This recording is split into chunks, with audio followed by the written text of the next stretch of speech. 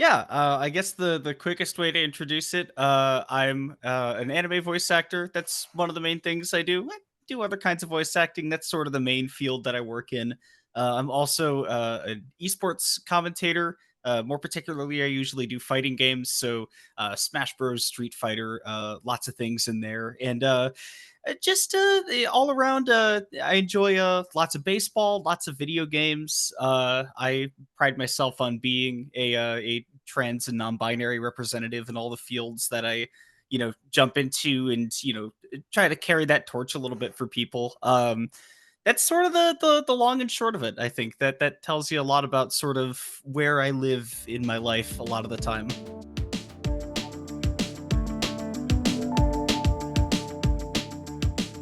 Good morning, good evening, good afternoon, and welcome to another episode of Movement Radio. I am Chip Hazard, I'm Talon Williams. And I'm Roger Sierra. and today we're joined by a super special guest, the talented and multifaceted Comona Lewin. Comona, how are you today? I'm doing quite well. How are y'all? Doing Doing great great. for We're a Monday. surviving. Yeah. Yeah. So for those who don't know, who is Comona Lewin? Yeah, I guess the quickest way to introduce it, I'm an anime voice actor. That's one of the main things I do. I do other kinds of voice acting. That's sort of the main field that I work in. I'm also an esports commentator. More particularly, I usually do fighting games. So Smash Bros, Street Fighter, lots of things in there, and just all around. I enjoy lots of baseball, lots of video games. I pride myself on being a trans and non-binary representative in all the fields that I, jump into, and try to carry that torch a little bit for people. That's sort of the long and short of it. I think that tells you a lot about sort of where I live in my life a lot of the time. Awesome. Awesome. Awesome. So Chip asked the question, "Who are you?" I'm going to ask the question, "Who were you before you got into voice acting? What was that initial spark that made you say, I can do this?" It's funny. It's almost hard to say that because I remember that I got really into it when I was in middle school. I think before then I wasn't really focused on anything in particular because I was like at 10 or 11 or 12, and the 11 and 12-year olds don't, know who they really are. But I remember one of the first things that like got me into the idea of it was just I remember in middle school I got really into Friendship is Magic, the last I think like generation of My Little Pony shows, because it was really big at the time, and I still have a big soft spot for the shows. But watching those, seeing the characters come to life, and then like later on when I started getting into the fandom and everything, listening to panels that like the voice actors did and hearing them talk about uh a lot of like hey, how they like sort of relate to the characters and how they bring them to life. I found that like really fascinating and really enjoyable, and I just kind of started gliding into the acting and sort of that whole theater sphere of things going forward into high school and everything after that. Okay. Awesome. Awesome. So what kind of drew you towards like video game commentary, esports commentary? We'll talk a little bit about that. Yeah. That's a fun one because that came up a little bit later. I think that was it was like I think like later sort of part of high school. I think that I had like, earlier on in high school I had started, telling myself, "Oh, I want to be a voice actor." My parents helped me, start, taking acting classes, going to workshops, building reels and everything. But when it came to commentating in esports, that really just started with the new Smash Bros game. At the time had come out. It was Smash 4 on the 3DS and then later on the Wii U. But I just, I think it was actually during our technical theater class. We had two periods in high school. We would do our technical theater class where we'd like, build sets and stuff, and then we do the acting.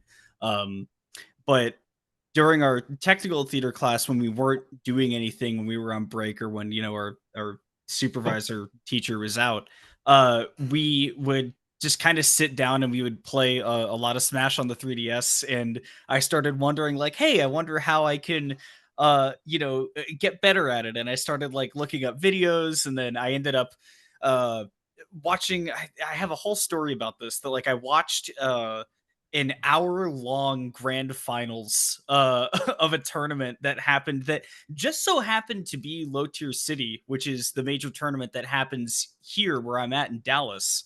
But I ended up like one of the commentators said, "Oh, go to the Smash Bros. Reddit if you're trying to get into competitive Smash." And so I went there, and they had a list of streams on the side, and I saw one of them had like 10,000 viewers, and I was wondering what's going on there. I saw that it was a channel called Video Game Boot Camp, and I was like, "Aha!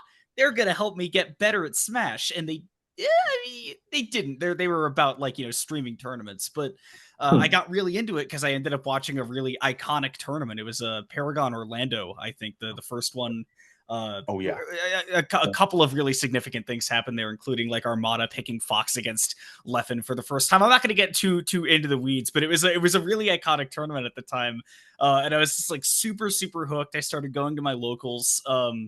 And after about like a year or so, I started getting into commentating because whenever I went to the locals, there was always a desk sitting there with a webcam and the commentators with the microphones and everything, and you'd hear them when you watch streams and tune into tournaments and everything. And my dad, his primary job for most of my life was being a sports commentator. He did baseball, he did football, did all kinds of things. It was mostly baseball and football when I was growing up. And yeah, like I sort of had that impetus in my head where I thought, hey, realistically, am I going to be the best player in the entire region? Maybe not, but I was like, I know a thing or two about commentating. I might give it a try. And granted, at the time I was like 16 or 17, so I didn't know I didn't know what I was doing yet. But and it's really funny to look back on that. But it's something that I stuck with for a while, and it's getting really close to being 10 years of doing that. And that's sort of how that all started. Wow, Okay. that's awesome. You did mention earlier that you said you was a fan of baseball. Is that what you said? Yeah. Yeah. Who's your team? Well, my main team is the Mets, and it has been for about like 10, 11 years, because that was the last team that my dad worked for an extended period of time, and that's just sort of stuck. We're down in Texas because before then he worked for the Rangers, and that's where he did a lot of stuff. But for now, I'm primarily a Mets fan. I also have the Mariners as my American League team because God bless Julio Rodriguez, who's my favorite player. But primarily a Mets fan. And being a Mets fan and a Mariners fan at this particular time has me, a little stressed, but it's also fun. Maybe I shouldn't tell you my team then. You might be upset. As long as you're not a Braves fan, we're fine. I'm a Braves fan.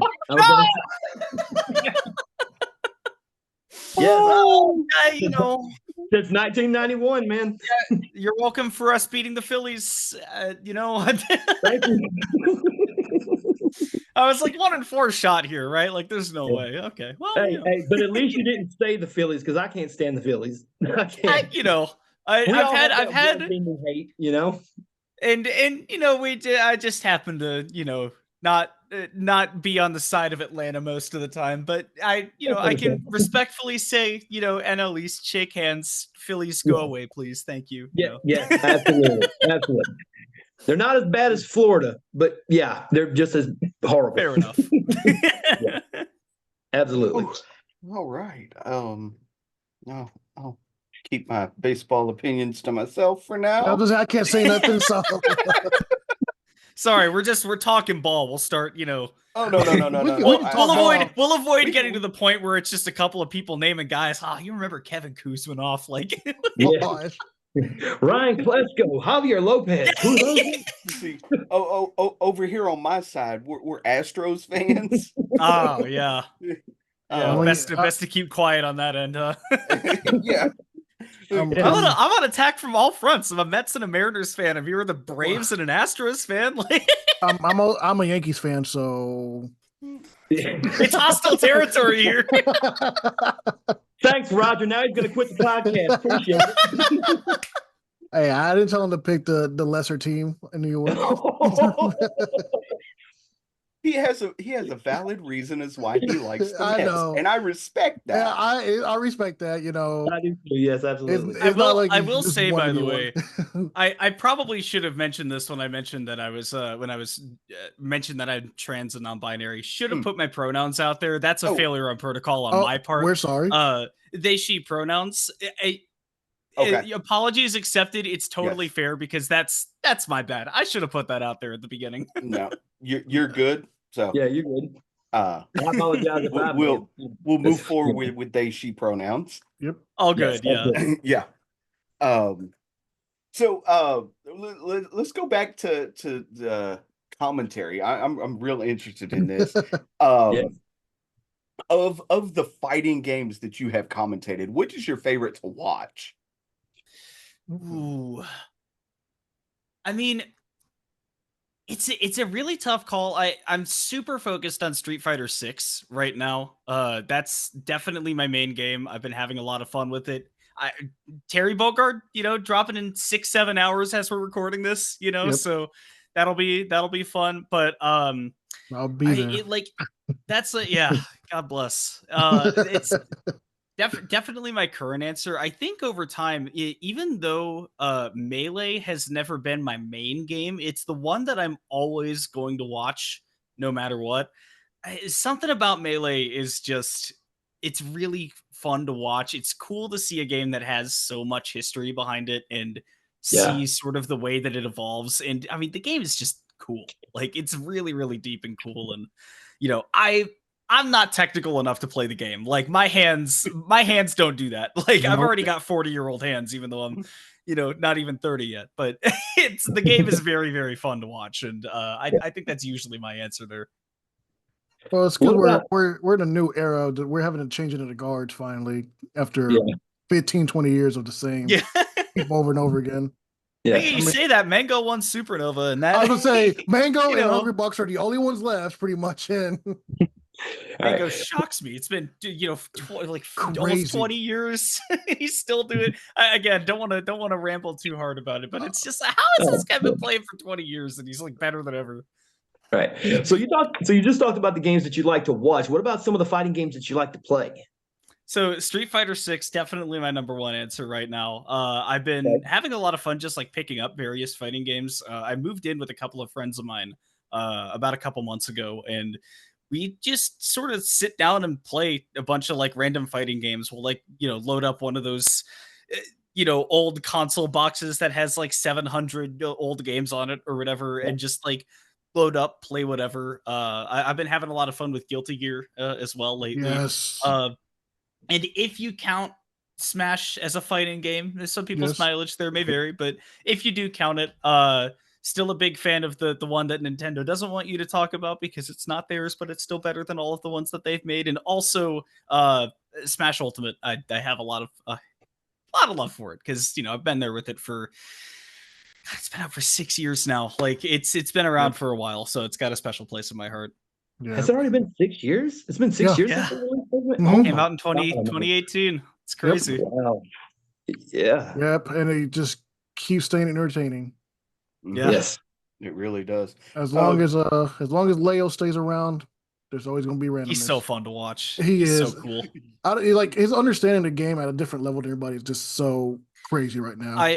I don't want to get like too like deeply analytical about like what makes players tick, but that's like sort of the main thing that fascinates me as a commentator. But the way that I put it with MK Leo is that he just sort of has like infinite RAM in his brain. If like everybody's brain is a computer, he just Mhm. has endless RAM. His short-term memory is a crazy thing to behold.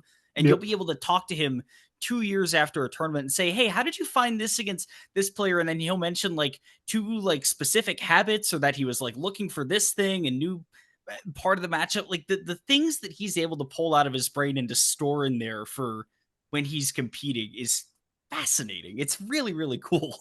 I mean, it you could tell really is. he wants to be the best because he studies the game more than probably anybody. It's Yeah, he's ridiculous. he's up there for sure. Yeah. But I'll still gotta support my boys Cosmo out there. Oh, shout out to Cosmos, former Dallas player. Not a lot of Yep. people know that he was a got to start in Smash 4 down here with Pikachu. A lot of people remember the Corrin in Yep. Smash 4. People don't remember Pikachu, Cosmic yeah. Cosmos rolling up, getting third place at his first in-person tournament. Yeah. Pikachu was always my go-to when I played Smash Bros. Too. So Shout outs, yeah. Yeah. Who is your main in Smash? That's the question. That's where I was going. Yeah, that's a great question. Speaking of which, while you're mentioning that, I should also say that even though the game's not out yet, I've been playing in every single beta. But you're talking about favorite games, definitely Rivals 2 right now, or not Rivals Yes. of Oh, Aether yeah. 2. They've renamed it. Yeah. But mains in Smash Ultimate, it's Incineroar and Wolf. Those are sort of the two that I trade time between. If I go Wow. back and I play Melee, I'm playing Sheik. Not surprising that when I go play Rivals, I play Rano. They're both ninjas that do this. But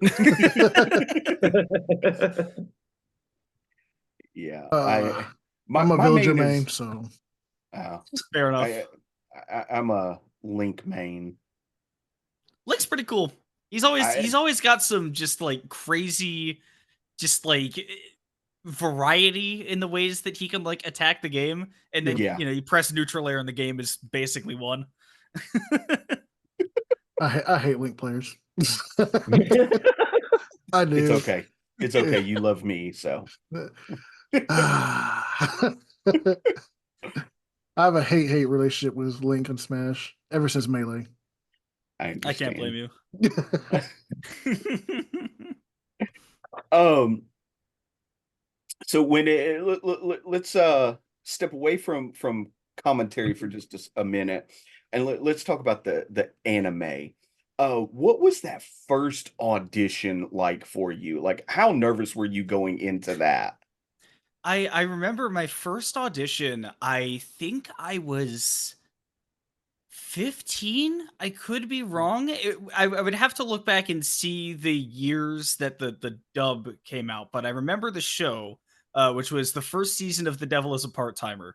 That was the first thing I ever auditioned for, and I was young, and I did not have a lot of acting training yet, but I was on Funimation's audition list, and that was back when you would go into the office, you'd sit in chairs in the front room, and you'd like sign in, they'd hand you a binder with the auditions in it, and you'd sit there working through those characters in your head for like 10-15 minutes, and then you'd go in and you'd do your do the auditions and be able to take direction from the directors saying, okay, let's try this, which personally, those are still today, like those are the favorite types of auditions, is to go in person and you know get to be directed on them a little bit and say, oh, this is what you're looking for with this character, so maybe if it sounds like this. um but I remember, even though I was a high schooler, and maybe that was part of it, I've always been like an overthinker in my head sometimes, and you would think that that would make me more nervous, but I actually thought it through so much that when I went in, I was thinking to myself, it's not very likely I get this. Everybody says that being an actor is very difficult and it's hard to make it. And realistically, I'm not going to expect myself to get this role, but I'm going to have fun and I'm going to try. And I remember not being very nervous. I was nervous when I was sitting in the lobby, because I didn't want to like make a fool of myself and like, you know, be like I'm trying to do like my best Mal voice, and then the receptionist looks at me and goes like, "Can you like, be quiet?" And I'd be like, "I'm so sorry." Like, so I was just like dead quiet sitting there for, the 10-15 minutes. But when I went in for that, yeah, I remember just like kind of having fun with it. It was sort of you don't know what you should be afraid of yet, so you're not afraid. You haven't been shown it. And I think after that I was a little bit more like, I don't know. I think especially after I booked my first like real recurring role, I started to get more nervous for those things. But like until I had actually booked something, I was sort of I got nothing to lose, so I'm just gonna go in there and do my best. Right.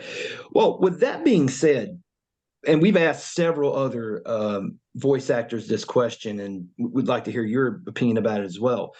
Um, with the advent of AI, artificial intelligence, that has been used as a tool in the anime industry and also in music and commercials, voiceover work, and stuff like that, what is your honest opinion about the usage of AI in your industry? I think that generative AI in really any sense is just not something that we need to be worried about as humans right now. Like, it's not something that we should be investing any time into. Like, therefore, I don't think that we should be using generative AI. And I think that goes beyond, just voices. I think that goes on to, uh, art and video and whatnot, what have you. I think opinions are a lot stronger when it comes to voices because, yes, anybody can make those sounds happen. But when you are, sort of taking somebody's artistic application and more importantly their voice, which is part of their identity, and then you're just sort of puppeting it around to do whatever you want without the ask it. Well, first of all, I mean, almost all the time people are not asked for their consent in these things, or people are, they're technically asked for their consent legally speaking, but that it's like, if we're being realistic about it, it's like, come on, like, you wrote like a one sentence clause in the contract that's easily missable. You know what you were doing. Yeah. Mhm. Taking a piece of somebody's identity and then just sort of puppeting it around for your own use is, I think, extremely dehumanizing and insulting. Um, and I think that when it comes to voiceover, it is, I mean, the same thing, obviously, with, any, facial likeness, any text that you write, where something will scrape your social media, or, the books or the fan fiction that you write. I think that all of that is, sort of it's scraping your identity, and somebody is using it for their own gain. And you're not being a part of it, and it's very soulless and very, like, the best way that I can word it is that it is insulting to what I think humans are necessarily interested in. Like, yes, okay, you can make an image that looks like something somebody made, but it's impressive because it looks like something somebody would have made. But if you take that away, it's not impressive anymore. I operate as a person under a there was an axiom I live by in the world, which is that anybody can do anything. And I wholeheartedly believe that. Like, anybody can do anything aside from, like, as somebody 4'2" is probably not going to have as good of a vertical leap as LeBron James, right? But if you're not taking the piss out of me, right? Uh, anybody can do anything. And I live by that as a way to remind myself that if there is something that I truly, truly want to do, then I can accomplish it, so long as I'm realistic about the resources in my life that I have to expend to accomplish that thing. And if you sit there and you don't assume that anybody can do anything, right?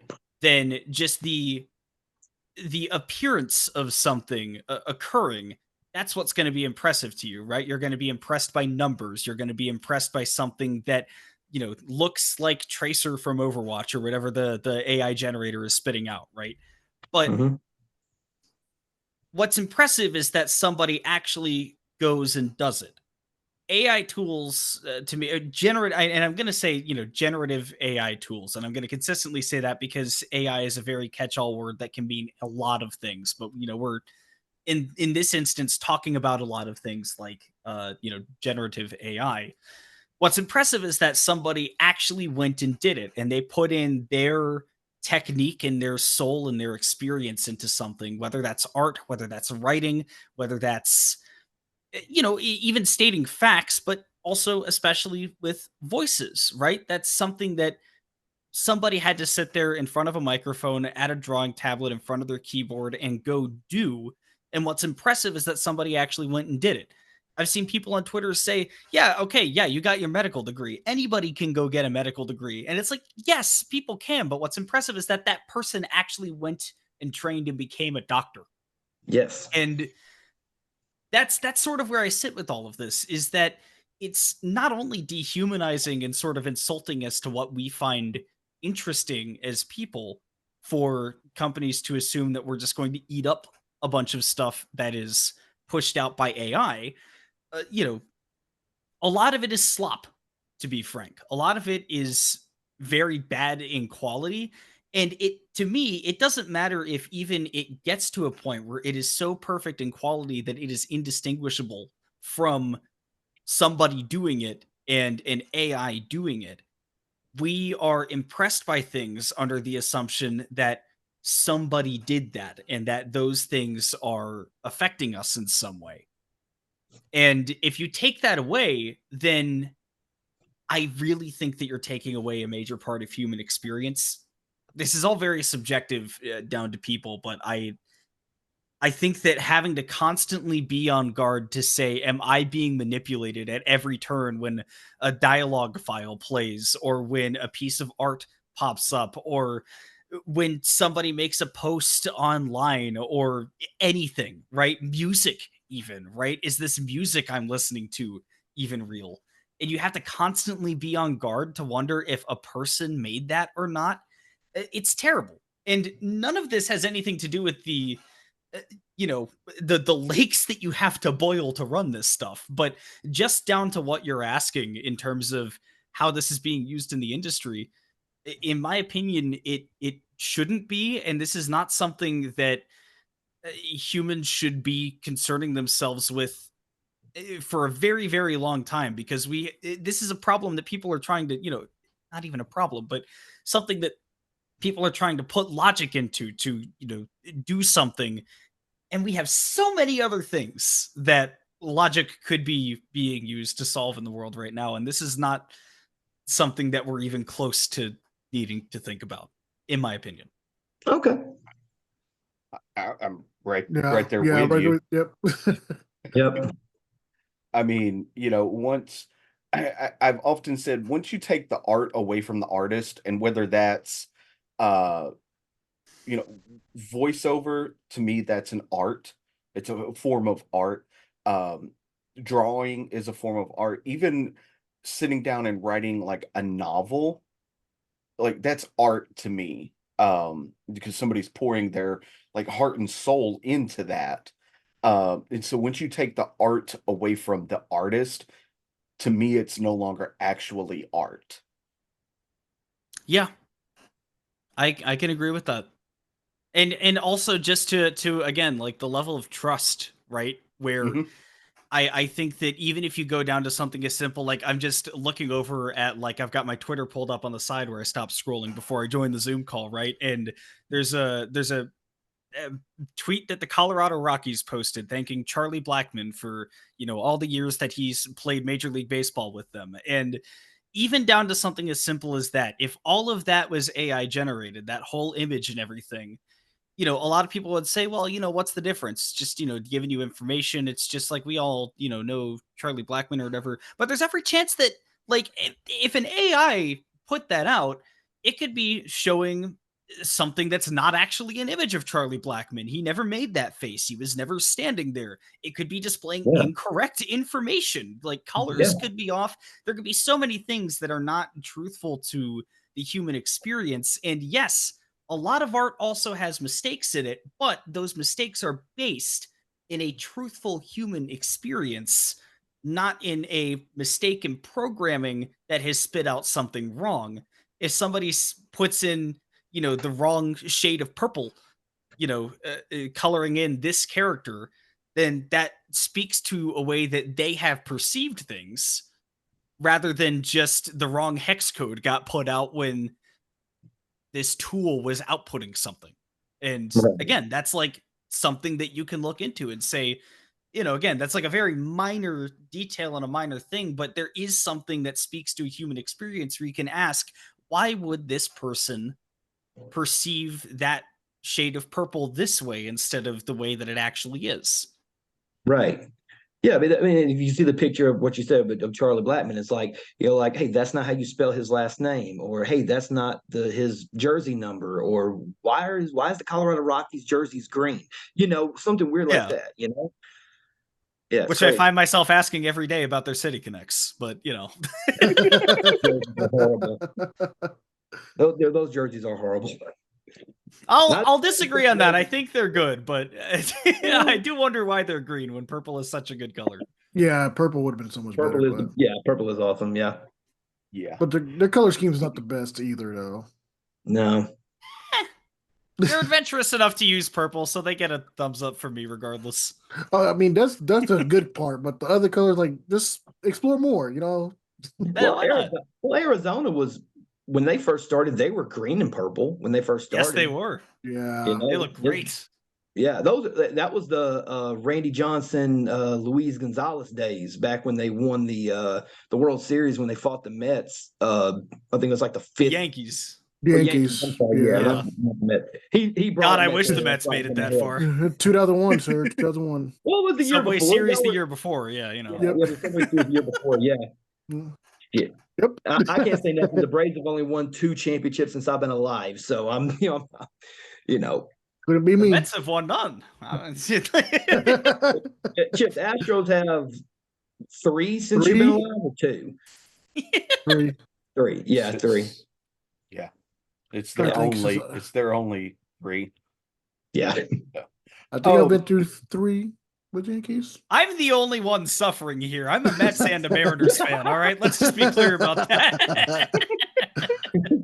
I apologize. So back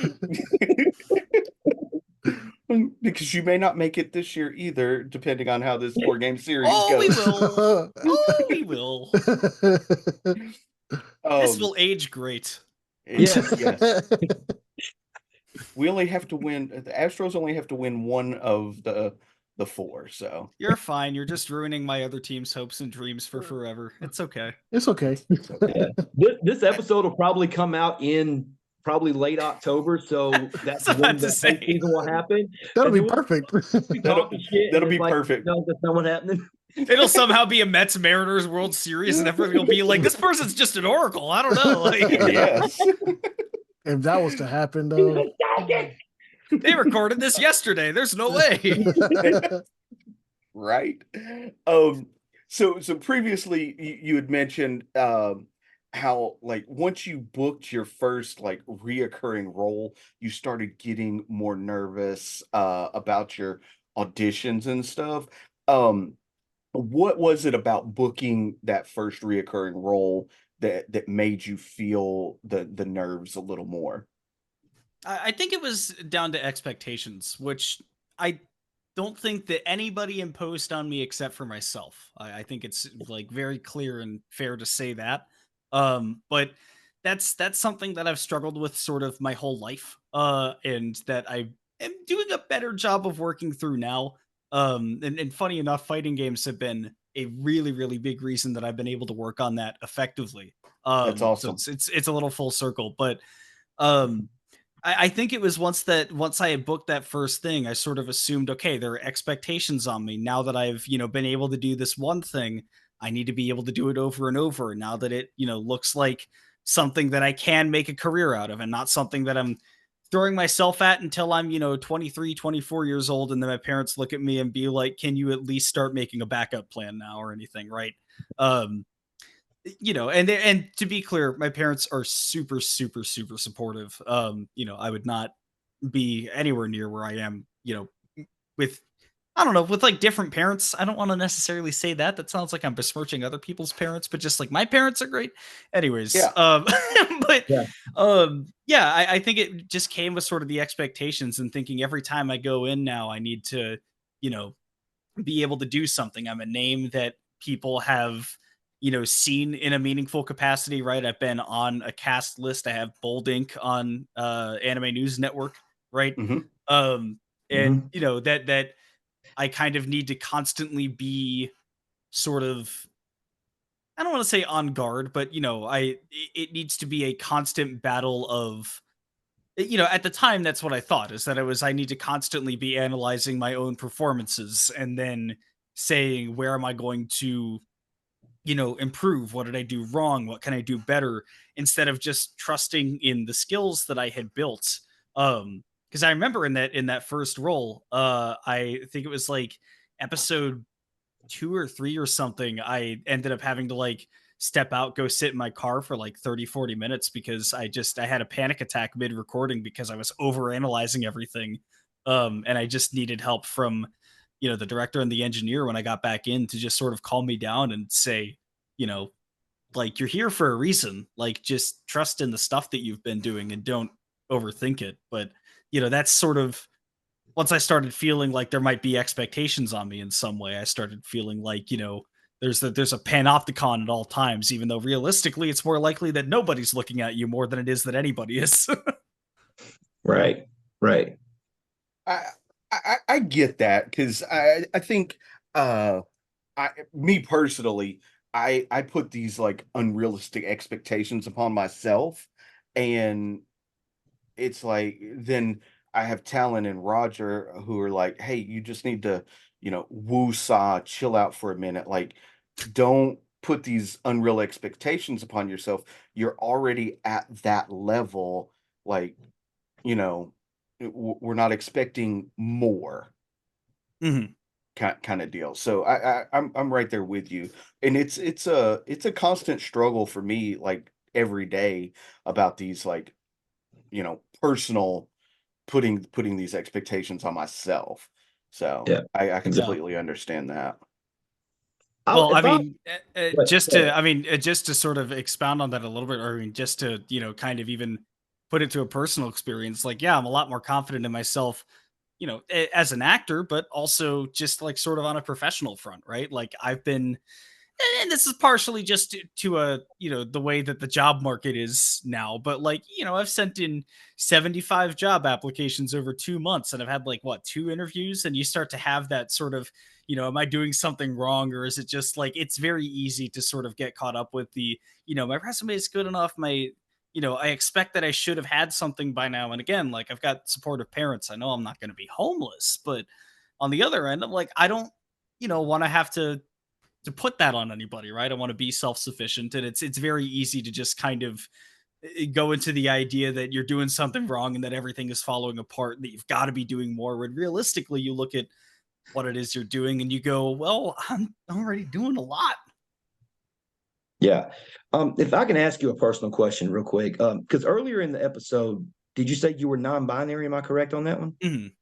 Okay. I just want to make sure I didn't want to misidentify you, but I needed to ask Of the course, yeah. question. Have you find it?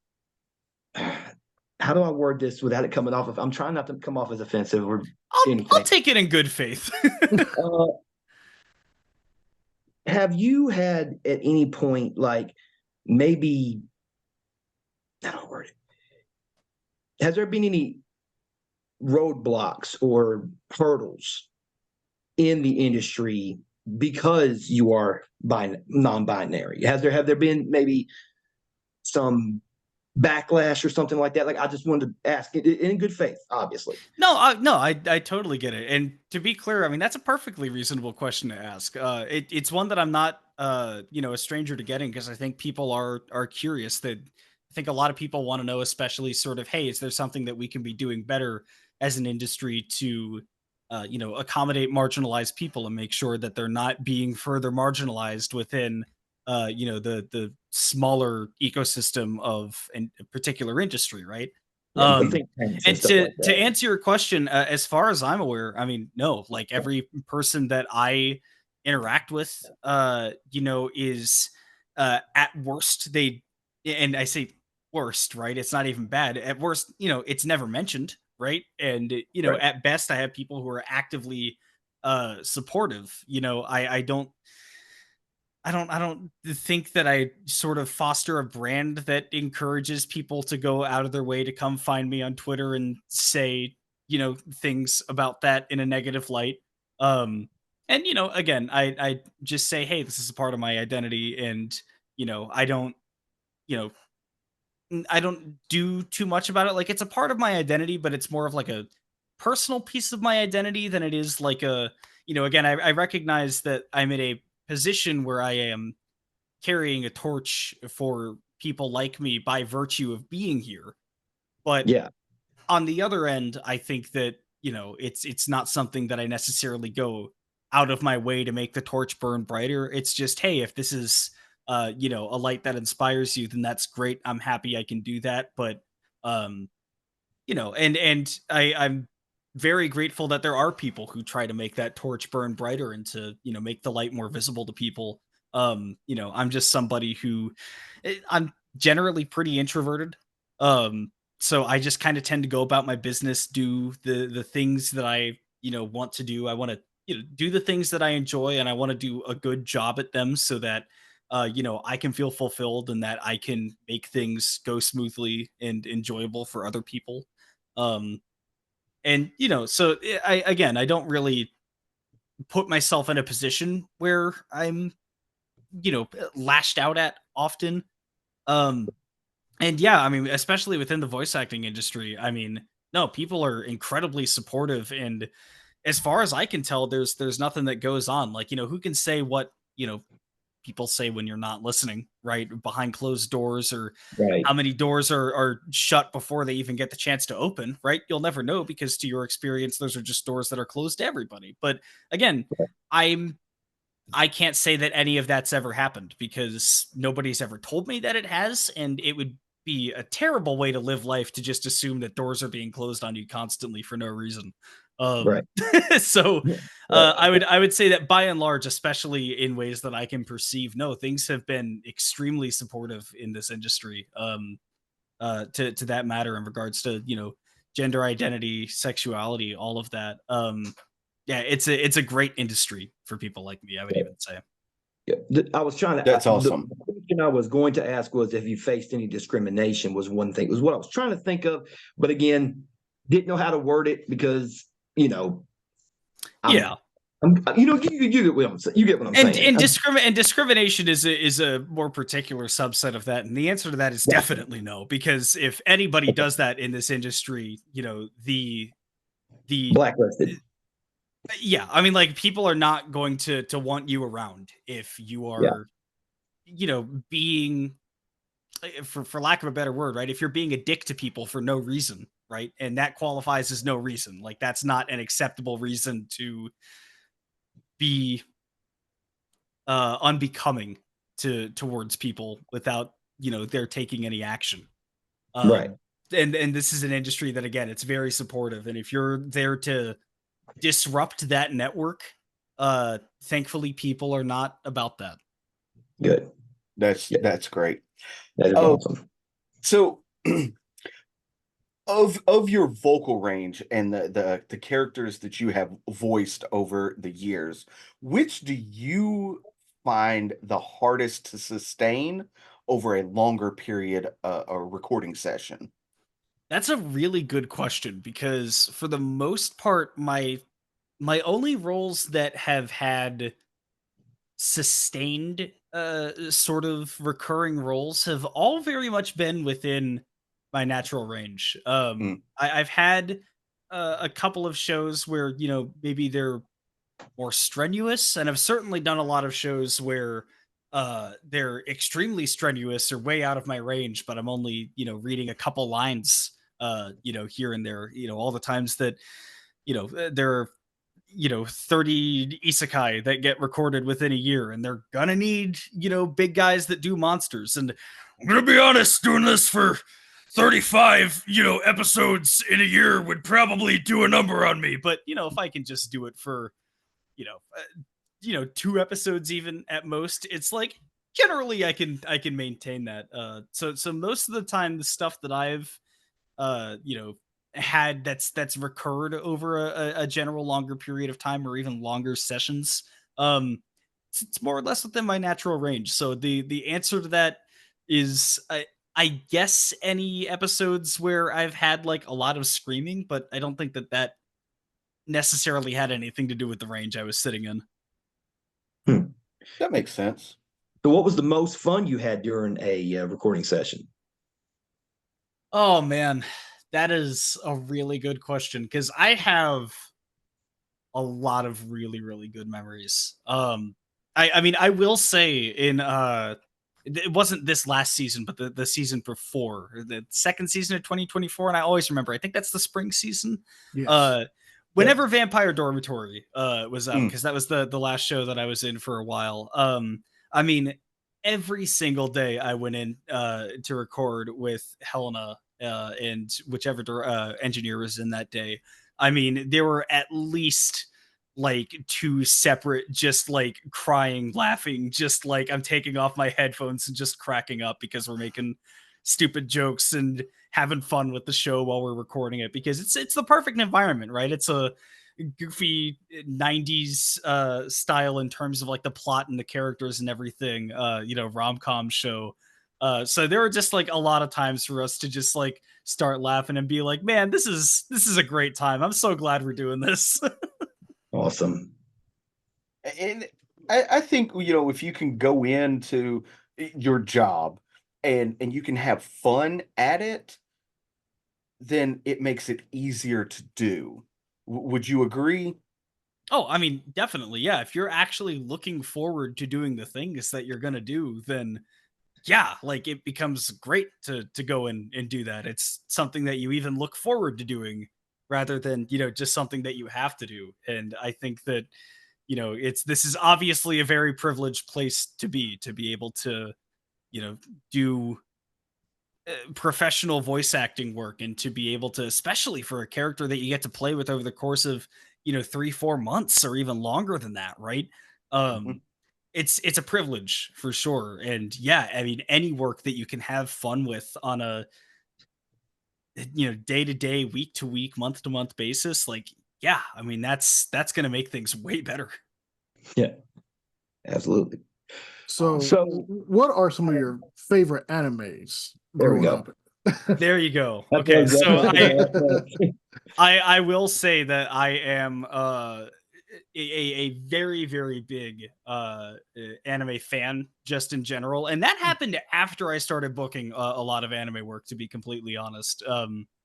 Like the first roles that I booked, like, when I did like, small bit parts in Walla and stuff when I was in like high school, I didn't really watch anything yet. And when I got my first role, which was in King's Game in 2017, like my first recurring role, uh, like I had watched a few shows up until that point, but mostly just popular ones, and it was maybe 3 or 4 shows a year. Um, but like after that, I've really dived into anime. I have my Annie list pulled up right now. I have 242 shows on my list, Whew. 144 completed.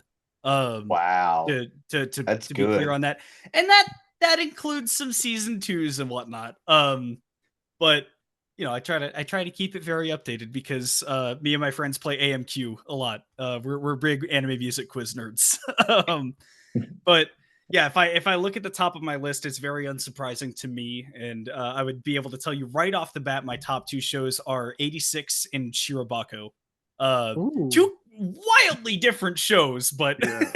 I think that's part of why they're both able to sort of occupy the top of the list. And I would put 86 as my number one. That show is incredible, and it's the to this day it's the only show that I've gone out of my way to go, I am not going to wait to see if we're going to get like a season 3 or a movie or an OVA or anything. I'm going out and I'm buying the light novels, and I'm reading more of this right now after I finished watching it. Um so those are the two like directly at the top. Like honorable mentions go to, I'm a Smash player, so Ping Pong the animation is of course very near and dear to my heart, as it is for every person who's ever played competitive Melee in their life. um I'm a very big sports anime nerd in general, and I think you can kind of count Initial D as a sports Yes. anime. Yeah. Yes. That was like, I don't think that I can objectively say that show is good all the time. But it is definitely for me. I'm a very big car person, and I very much like Eurobeat as a genre.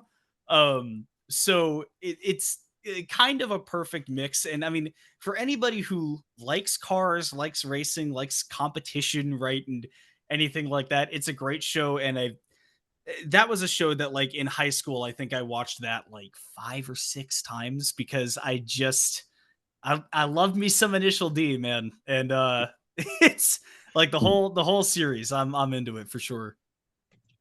Did you ever play any like the arcade games for Initial D? a couple times. Where's my wallet? Hold on. 1 second. I still keep my Arcade Stage 8 card on me. Just as like a fun thing, even though it's they have whatever came out after Arcade Stage Infinity, whichever one that has Kanata from MF Ghost, and it's the most recent one. I don't have my card for that on me, but I still keep that one on me. So when people go like, "Oh, you're an Initial D fan," and I go like, "Yeah, I'm an Initial D fan. Try me." Like,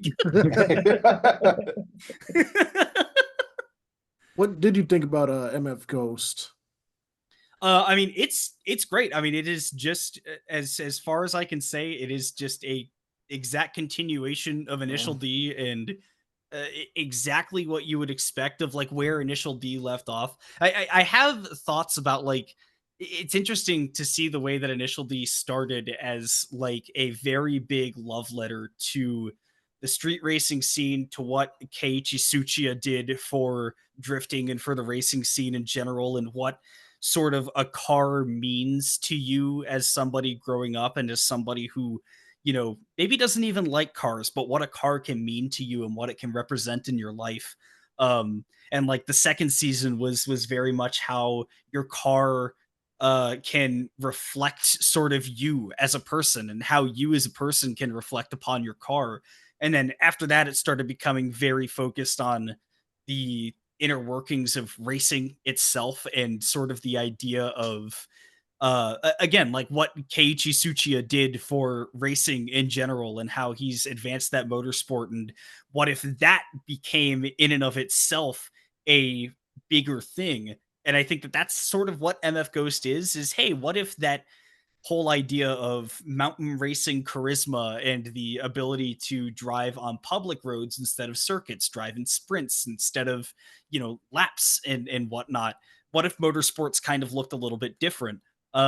It's interesting to see that sort of progression, to go from that love letter for cars and what that can mean to you, to then shifting to, hey, what can uh motorsports look like if it were different. And it's definitely a shift, but again, as somebody who likes cars in general, um I've always been very interested in it. And MF Ghost for sure. I mean, it's fun to watch that. It's fun to watch the sort of idea of, hey, this is how mountain road public road racing would progress, especially in Japan. And also I do have a small recurring role in it. So even if I Awesome. thought it was bad, I'd never be able to say that it was. But thankfully I don't have to, because I think MF Ghost is good. Awesome. So what's your dream car? Well, it's initially inspired, and that may not be surprising, but R32 Skyline GTR, and Okay. that's not even a question. Now, that is with the caveat of I live in the United States, and that would not be able to be my daily driver because it is right-hand drive. And while the idea of going in reverse through the Whataburger drive-through twice a week is very funny to me, probably not practical. So, if I had to have one car that I could drive every day, a 370Z, Nissan 370Z, or maybe the 400, the new ones that came out. Um, Either one of those could. I love the way the Nissan V6s sound. And the crazy thing is, like, I'm not even that big of a shooter for the Nissan brand in general. I just really like the Skyline and the Z cars. And it just so happens to be like, well, I mean, I guess I like a lot of Nissans in that case.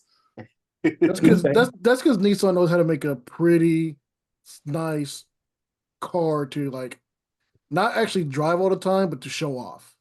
Yeah. When they make a sports car, I think that they do a pretty good job of the feel being good. Yeah, I'd have to imagine.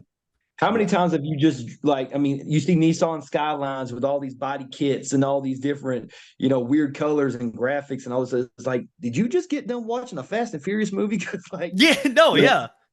You got enough pop in there to blow the whole block up, Well, and that's what's awesome about car culture, and especially doing it in a world where you can, like, the earth is a place where you can do what you want, right? Like anybody can be anything. That axiom that I live by, right? You can do the same thing with your car, right? And again, sort of the same way that Initial D kind of shows early on that, hey, your cars can be a reflection of yourself, or here's what they can mean to you. You can then have your car be an extension of that, an extension of your personality, a canvas for you to sort of express yourself and to say, yeah, like being able to drive fast or to have prestige or to have a car that, looks this way, something that looks unique that nobody else has, so that I can, look at a car and in an instant be able to say that's mine or that belongs to somebody. Um, like car culture is really, really cool because you get to be very individualistic, but also in a way that, is again, like the car is a canvas for yourself, right? And you get to Mhm. sort of, if you want to, you can have the car change as you do. And I think that's cool. Yeah, Yeah, absolutely. for sure. So are you also a motorsports fan, or is it? Motorsports is not something I've actually been into as much, and I'm not Mhm. entirely sure why. I like, as a kid growing up, I was definitely into just like fast cars, exotic cars. I go crazy over the Bugatti Veyron, the Koenigsegg CCX, and Porsche 911s and whatnot. Um, and I don't know, just for some reason, it never really clicked into motorsports. Maybe it's just the, me having ADHD and having a poor attention span and, just not sitting down to watch a 80 lap race, or not having sort of like the resources for people to say like, hey, here's where you can watch the JGTC, because in Mm. America, a lot of what they have, on TV is either Formula One or NASCAR. And maybe part of it was just that as a kid, I wasn't as into things that were super strictly homologated. Um, this is a very long-winded answer. I'm sorry. The short No, no, answer no. is Hey, no. you're, I'm you're not. I'm good. not as much of a motorsports person, at least yet. But it is very fascinating to watch. I've been watching a channel called The Squid on YouTube that has a lot of really cool car history, and some Hmm. of that has involved motorsports, and I think that that's been pretty cool to at least dive into and learn about. Again, like maybe following it like a sport, like baseball or something, right? Mhm. Doesn't enrapture me as much. Maybe it would if I, dove into it a bit more, but at the moment, I'm just sort of like, I'm a car person, and sometimes it's cool to see, the way that these things were developed, but that's about it. Is the So were Squid you the also a fan? channel? Hold on. Is the Squid the channel the guy that did the history on the Subaru changes for off-roading and also how rotary engines sort of changed racing? Is that the I same one I'm think thinking I of? know he did the rotary engine. I've only gone through about like half of the channel backlog so far. So Hmm. I don't, if there is a Subaru video, I don't think I've watched that one. I have watched the rotary one. Because But I think we're thinking of the same channel. yeah, okay. Yeah. Very, So very over dramatic documentaries on purpose. yes, but Like, it's yeah, so okay. but he explains it so well. But yes, the dramatic, like, I guess you Yeah. have to keep it entertaining still to a point where you're No, I teaching. personally I like that it's over dramatic. I think that it does make it entertaining. It's good content. Yeah. Yes. Yeah. So were you Yeah. also a fan of? You said you was a fan of cars, stuff like that. Was you also a fan of like racing video games, like Need for Speed Underground, or things of that nature? Racing games were how I got into it for sure. Yeah, Yeah. because my family was not made up of car people, but I very quickly got hooked on. I think the first one that I played was Need for Speed Undercover. I think it was like in the fourth or fifth Ooh. grade, something like Oh, that. okay, that's Mhm. another one. Yeah. Um, yeah, and I got into it there. Like, as a kid, I was like, oh, like Ford Mustangs are cool. And then I played that game and I was like, oh, there's so much more than Ford Mustangs out there. Like there are a lot of other cars that exist. And uh that is where that passion got started. And I do still play racing games to a degree these days. I I have a whole rant that I already got into with my roommate this last week, so I don't want to do it again. But just about the way that modern racing games don't hit the way that they used to. Um, Sorry, Zach, again for ranting at you about racing games for 45 minutes while you were making dinner that other night. But uh, but I mean, I do Horizon was still good. enjoy a good Like, racing game. I mean, Forza was good, right? Yeah, again, the 8-ish, 9-ish years ago, I'm super down for them, and all, it's I, again, I have opinions that I'm gonna bite my tongue, but there are good well, ones out there. Yeah, but Okay. if you look back at games like Need for Speed Underground 1 and 2, Midnight Club, LA, Need for Speed Undercover, like those games, I remember like looking at the clock. Okay, it's time to get out of school. I've got to go play Need for Speed. Mhm. Whereas now, some 20 years later, it's like I can't find a racing game that draws me in like those games did.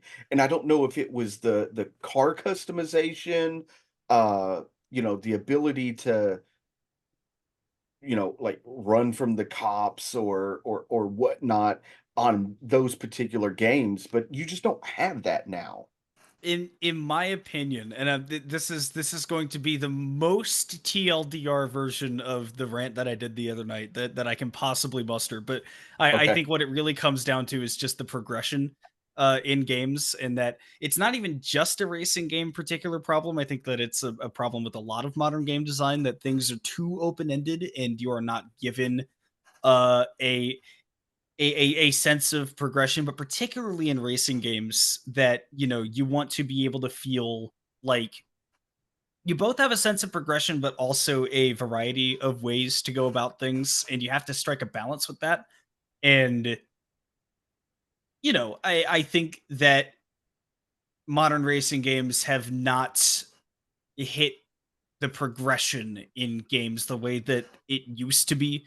Like, I think about Gran Turismo 3 and 4 as like great examples of Yeah. that. But that's Yes. the most TLDR version that I can muster. Is just like you have to have good progression through a racing game to make it feel like something you want to just jump back onto and go like, okay, I want to knock out this series so I can unlock this thing and then be able to go here and do this. Yeah, Yes. I'm right there with you. Yeah. Um, so I think that might be it for this evening. We won't keep you too long. We know you're super busy and got a lot to do. But if anybody wanted to like follow you on social media to learn about what new projects you have coming up or what commentary you're going to be doing or whatnot, where would they go? The main place to go is on Twitter. It's at that Comona. I also have Blue Sky. I also have Tumblr. I mostly just post on Twitter. It's that Comona everywhere.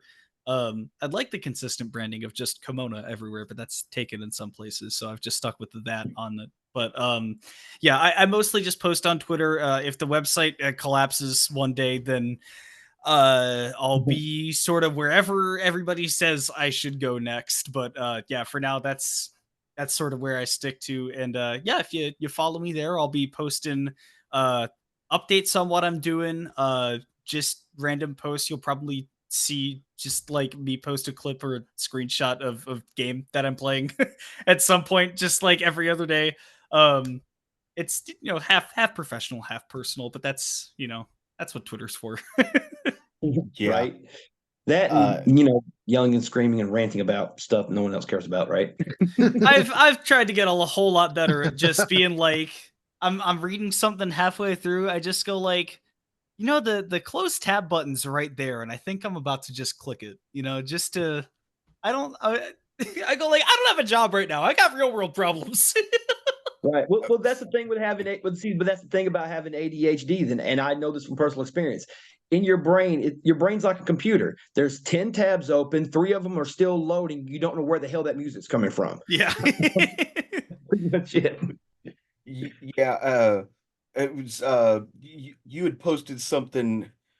It may have been earlier or the other day, but I found it like hilarious because you were like, they're called the Doobie Brothers because they do be brothers. It was like They do be brothers though, true. That's it the was just greatest dad like joke ever. it was so random and it caught me like I just needed a good laugh and I was like, oh, there it is. And then I closed Twitter out for the day. And I Yep, was like, exactly. That's the way to do it. You hit the sensible chuckle and then you're out. Yeah. yep. You won the internet. Click. I'm done. All I right. was just like, So, yep, I'll retweet that. I'm out. Like, yep. All right. So, last question before we get you out of here today. Without breaking any NDAs, what's an upcoming maybe convention you're going to be at, maybe an upcoming project you got working on, anything like that? That's a really good question, and the answer to that is we'll see for right now, because there are a couple of things that are that I can't talk about. There's really nothing that's been like publicly announced that's coming up soon. I guess you can say like in the upcoming anime season, like season 2 of Windbreaker and of MF Ghost are coming Yeah. up, and I have small recurring roles in both of those shows. So shows aren't about my character, but I'll be there probably. I don't know what content is coming up in those seasons, but from what I've been told, well, I do know a little bit of what's coming up in MF Ghost, so Yeah. I do think that there will be a little bit there. But um, those are some shows to keep an eye on. Maybe a tournament or two coming up, but yeah, nothing super big that I can disclose yet, unfortunately. We completely understand. Yes. Well, what's the next tournament you're going to be going to for Smash? It's a good question. I'm fingers crossed on a couple of the ones that are coming up this year. But the organization that I work with down here is currently like on hiatus from running big tournaments. So there's normally I'd be able to say, I'll at least look forward to this one, but it's taking a back seat down here for a little bit. So anybody that wants to bring me out, right? Like I'm always a fan of anything that goes on up in Seattle, anything in NorCal, anything on the East Coast. But yeah, like again, if you follow me on socials, you'll definitely see me posting about it when those events come around. Perfect. Awesome. Perfect. Sweet. And we will have your at least Twitter in the description below. Yeah, well, that's the important one because it's mostly the only place I post. Right. Like I'm active on Tumblr, but I don't really post anything there. I just You're a lurker. I'm just reblogging stuff. I'm not contributing anything. I'm just going like, yeah, that's funny. I'll put that on my blog. I don't care. As long as they don't do DashCon again, because that was whew. There's a whole complicated story there, and I feel bad about like that. It turns out that like the person who was like running that was like 15 at the time, and so it's like I get it. It's like I get how that all happened, but it's They had a still ball a functioning website loosely. So yeah, it was bad. So yeah, if you want to hang out with us for just a moment, we'll do this quick outro and let you be on your way. Sure thing. Yeah. Yes. Thank you guys so much for tuning in tonight. We appreciate all of the love and support you guys have been giving us. Chip, Roger, anything you guys want to say before we get out of here? As always, please do not leave without leaving a like, comment, share, and subscribe. Roger? And as always, thank you guys for supporting us with this great support. We get to do great interviews like this. Very enjoyable. A lot of information, just a lot of good conversations in general, to be honest. But as always, because of what you guys do and supporting us, we get to go out and do stuff we enjoy doing. Absolutely. And if you guys want to continue to support Movement Radio, make sure you check out streamlabs.com/Movement Radio /merch and go copy some merch. Thank you so much, Comona, for joining us tonight. We really do appreciate it. What's the quote you always like to say, Chip? The greatest gift a person can give you is their time? Yes, the greatest gift that a person can give is your time, because it's something you cannot get back. So we greatly appreciate you sharing your time with us this evening. Absolutely. Thank you for having me on. Absolutely. And thank you guys for joining us tonight. Thank you guys for watching. And until next time, I'm Talon Williams. I'm Chip Hazard. I'm Roger Sierra. And this is Movement Radio. God's plan.